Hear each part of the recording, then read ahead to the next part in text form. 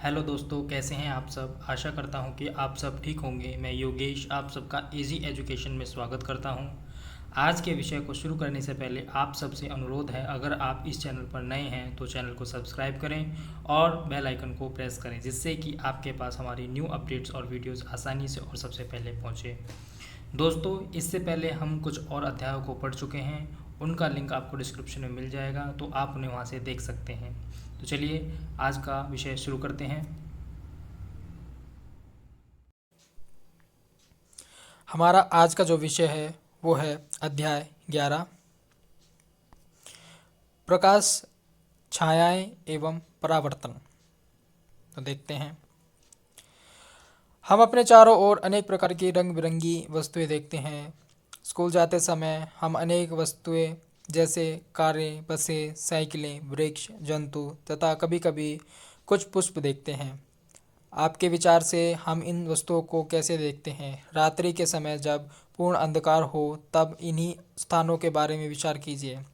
क्या आप देखेंगे? मान लीजिए रात्रि के समय आप पूर्णतः अंधेरे कमरे में जाते हैं। क्या आप कमरे में रखी हुई किसी भी वस्तु को देख पाते हैं?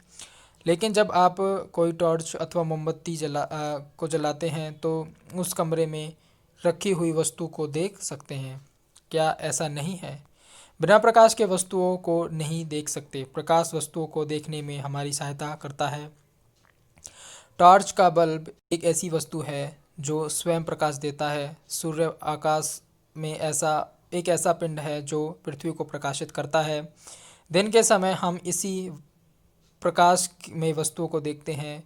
जो वस्तुएं सूर्य की तरह स्वयं प्रकाश का उत्सर्जन करती है उन्हें दीप्त पिंड कहते हैं। कुर्सी, चित्र अथवा जूते जैसी वस्तुओं के बारे में आप क्या कहेंगे? इन्हें आप तभी देख सकते हैं जब प्रकाश एक दीप्त वस्तु जैसे सूर्य, टॉर्च अथवा विद्युत का प्रकाश में से इन वस्तुओं पर पड़ता है, तब हमारी आँखों की ओर आता है। पारदर्शी, अपारदर्शी तथा पारभासी वस्तुएं। याद कीजिए, हमने अध्याय 4 में वस्तुओं को पारदर्शी, अपारदर्शी तथा पारभासी के रूप में समूह में बांटा है। यदि हम किसी वस्तु के आर पार नहीं देख सकते हैं तो वह अपारदर्शी वस्तु है। यदि आप किसी वस्तु के आर पार देख सकते हैं तो वह वस्तु प्रकाश को अपने अंदर से होकर जाने देती है। ऐसी वस्तु को पारदर्शी कहते हैं। कुछ वस्तुओं से आर पार देख तो सकते हैं परंतु कुछ स्पष्ट नहीं। ऐसी वस्तुओं को पारभासी कहते हैं।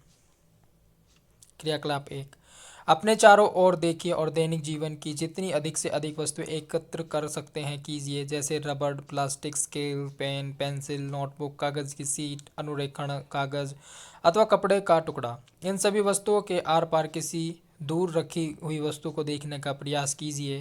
क्या दूर रखी वस्तु से आने वाले प्रकाश इन वस्तुओं के आर पार चलकर आपकी आंखों तक पहुंच पाता है?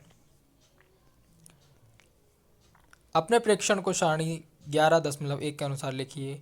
हम देखते हैं कि किसी वस्तु अथवा पदार्थ का अपारदर्शी, पारदर्शी अथवा पारभासी होना इस पर निर्भर करता है कि वह वस्तु अपने अंदर से होकर प्रकाश को पूर्णतः, आंशिक रूप से अथवा बिल्कुल नहीं गुजरने देती। छायाएं वास्तव में क्या होती हैं? क्रियाकलाप 2, अब प्रत्येक अपारदर्शी वस्तु को धूप में जमीन से कुछ ऊंचाई पर एक एक करके पकड़िए। धरती पर आप क्या देखते हैं?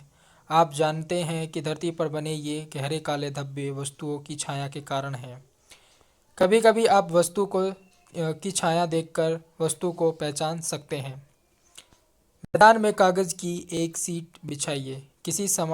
सामान्य जानकर अपारदर्शी वस्तु को किसी ऊंचाई पर हाथ में इस प्रकार पकड़िए कि उसकी छाया जमीन पर बिछी कागज की सीट पर पड़े। जब आप वस्तु को पकड़े हुए हों तो उस समय अपने किसी मित्र से छाया की बाहरी रेखा खींचने के लिए कहिए। इसी प्रकार अन्य वस्तुओं की छायाओं की बाहरी रेखाएं खींचिए। अब अपने कुछ अन्य मित्रों से छायाओं की बाहरी रेखाएं देखकर वस्तुओं को पहचानने के लिए कहिए। वे कितनी वस्तुओं को सही पहचान कर सकते हैं? क्या आप अपनी छाया किसी अंधेरे कमरे में अथवा रात्रि में जब कोई प्रकाश नहीं देता है देखते हैं?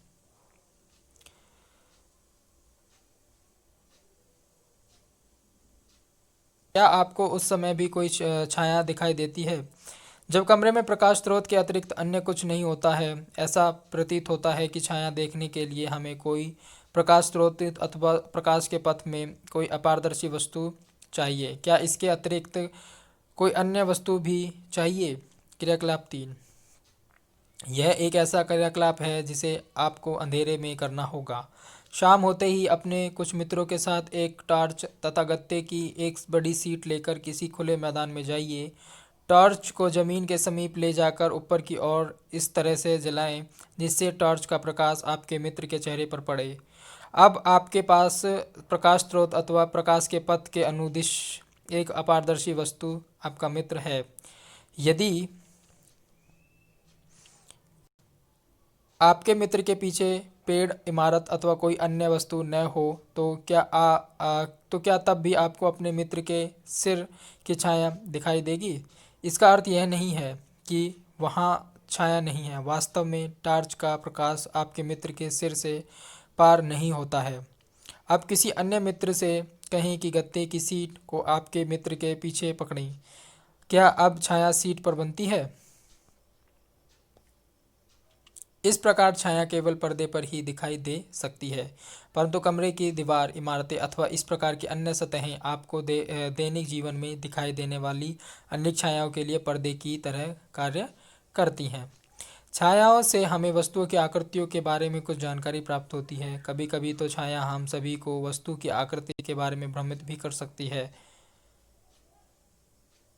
चित्र 11.4 में कुछ छायाएं दिखाई गई हैं जिन्हें हम अपने हाथों से बनाकर विविध जानवरों की छाया होने का भ्रम भ्रम उत्पन्न कर सकते हैं। है ना ये मज़ेदार बात? क्रियाकलाप 4। स्कूल के मैदान में धूप में एक कुर्सी रखिए। आप कुर्सी की छाया से क्या अवलोकन करते हैं? क्या छाया से कुर्सी कोई सही आकृति का ज्ञान होता है? यदि आप कुर्सी को थोड़ा सा घुमा दें तो कुर्सी की छाया की आकृति में किस प्रकार का परिवर्तन होता है? एक पतली नोटबुक लेकर उसकी छाया को देखिए। इसके पश्चात एक आयताकार डिब्बा लीजिए और उसकी छाया देखिए। क्या दोनों छायाएं समान आकृति की प्रतीत होती हैं? विभिन्न रंगों के पुष्प अथवा अन्य वस्तुएं लेकर उनकी छायाओं का अवलोकन कीजिए। उदाहरण के लिए लाल गुलाब अथवा पीला गुलाब ले सकते हैं। जब वस्तुओं के रंग भिन्न भिन्न होते हैं तो क्या उनकी छायाओं के रंग भी भिन्न भिन्न दिखाई पड़ते हैं? एक लंबा बॉक्स लीजिए तथा पृथ्वी पर बनी उसकी छाया को ध्यान से देखिए। जब आप बॉक्स को इधर उधर गति कराते हैं तो उस समय आप छाया के आकार में होने वाले परिवर्तन को देख सकते हैं। बॉक्स की छाया कब सबसे छोटी बनती है? तब जब आप बॉक्स के बड़े फलक को सूर्य के सामने रखते हैं अथवा जब आप छोटे फलक को सूर्य के सामने रखते हैं। आइए इस लंबे बॉक्स का प्रयोग सरल कैमरा बनाने में करें। सूची छिद्र कैमरा। शायद आप यह सोचते हो कि किसी कैमरे को बनाने के लिए हमें बहुत सी सामग्री चाहिए, लेकिन यदि हम केवल सरल सूची छिद्र कैमरा ही बनाना चाहते हैं तब ऐसा नहीं है। क्रियाकलाप 5। दो ऐसे बॉक्स लीजिए जिनमें से एक बॉक्स दूसरे के भीतर बिना अंतराल के खिसक सके। दोनों बॉक्सों का एक एक छोटा फलक काट लीजिए। बड़ा बॉक्स लेकर इसके दूसरे छोटे फलक के बीचों बीच एक छोटा छिद्र बनाइए। इसी प्रकार छोटे बॉक्स के दूसरे छोटे फलक पर एक वर्गाकार आकृति जिसकी भुजा लगभग 5 सेंटीमीटर से 6 सेंटीमीटर हो काटिए। इस कटे हुए भाग पर ट्रेसिंग पेपर पारभासी पर्दा चिपकाकर ढक दीजिए।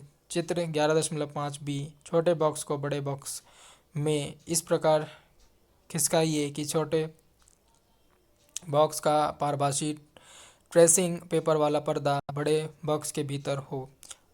आपका सूची छिद्र कैमरा उपयोग के लिए तैयार है। सूची छिद्र कैमरा लेकर छोटे बॉक्स के खुले हुए सिरे से देखें। अपने सिर अथवा सूची छिद्र कैमरे को काले रंग के कपड़े से ढक लीजिए। अब सूची छिद्र कैमरे से दूर की वस्तुओं जैसे पेड़ अथवा इमारतों को देखने का प्रयत्न करें। सुनिश्चित करें कि जिस वस्तु को आप सूची छिद्र कैमरे से देखना चाहते हैं वह सूर्य की तेज़ धूप में रखी हो। अब छोटे बॉक्स को सूची छिद्र बने बड़े बॉक्स में आगे पीछे तब तक खिसकाएं जब तक दूसरे छोर पर लगे हुए ट्रेसिंग पेपर पर तस्वीर न मिले। क्या सूची छिद्र कैमरों के प्रतिबिंब अपनी छायाओं के से भिन्न है? सूची छिद्र कैमरे से सूर्य के तीव्र प्रकाश में सड़क पर गतिमान वाहनों एवं व्यक्तियों को देखें। क्या कैमरे के द्वारा देखे गए चित्र दूसरी और की वस्तुओं के रंगों को दर्शाते हैं? क्या प्रतिबिंब सीधे हैं अथवा उल्टे हैं? आश्चर्य आश्चर्य। आइए अब अपने सूची छिद्र कैमरे से सूर्य का प्रतिबिंब बनाएं। इसके लिए हमें थोड़ी सी भिन्न व्यवस्था चाहिए। हमें गत्ते की एक बड़ी सीट चाहिए जिसके मध्य में छोटा सा सूची छिद्र हो। गत्ते की सीट को सूर्य की तरफ इस तरह पकड़े कि उसकी छाया साफ क्षेत्र में पड़े। क्या आप सूर्य का वृत्ताकार प्रतिबिंब गत्ते की सीट की छाया के मध्य में देखते हैं? अपनी जगह से सूर्य ग्रहण के समय सूर्य का सूची छिद्र प्रतिबिंब देखें। सूर्य ग्रहण से पहले सूची छिद्र पर्दे को इस तरह सुव्यवस्थित करें कि सूर्य का प्रतिबिंब पर्दे पर साफ बने। सूर्य ग्रहण आरंभ होने पर सूर्य का प्रतिबिंब देखें। आप अवलोकन करेंगे कि ग्रहण आरंभ होने पर सूर्य के प्रतिबिंब का एक भाग धीरे धीरे काला होता जाता है। हमें सूर्य को सीधे कदापि नहीं देखना चाहिए। ये हमारी आँखों के लिए अत्यंत हानिकारक हो सकता है। प्रकृति में भी एक रोचक सूची छिद्र कैमरा है। कभी कभी हम ऐसे वृक्ष भी नीचे से गुजरते हैं जिसमें ढेरों पत्तियां होती हैं। तब हमें उस पेड़ के नीचे सूर्य के प्रकाश के धब्बे दिखाई देते हैं।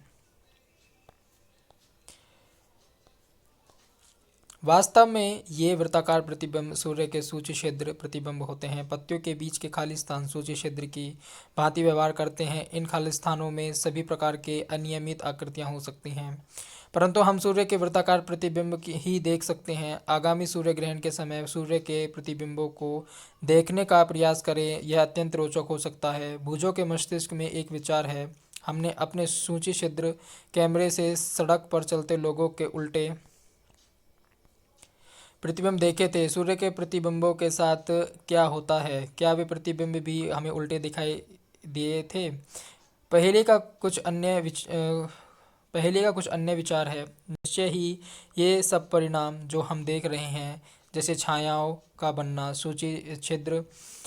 सूर्य छिद्र प्रतिबिंब आदि तभी संभव हैं जब प्रकाश केवल सरल रेखा में गमन करे। क्रियाकलाप 6। आइए पाइप का छोटा टुकड़ा अथवा रबड़ की लंबी नली लें। कमरे में एक तरफ एक मोमबत्ती जलाकर मेज के ऊपर रखें।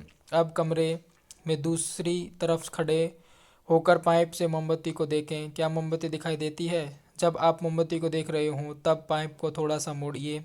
क्या अब मोमबत्ती दिखाई देती है? पाइप को अपने दाईं या बाईं ओर घुमाइए। क्या अब आप मोमबत्ती को देख सकते हैं? आप इससे क्या निष्कर्ष निकालते हैं? यह दर्शाता है कि प्रकाश एक सरल रेखा में गमन करता है। क्या ऐसा नहीं है? इस कारण जब कोई अपारदर्शी वस्तु इसे रोकती है तो उस वस्तु की छाया बनती है। दर्पण तथा परावर्तन। हम सभी घर पर दर्पणों का प्रयोग करते हैं। आप दर्पण में अपने चेहरे को देखते हैं। जो आप देखते हैं वह दर्पण में आपके चेहरे का परावर्तन है।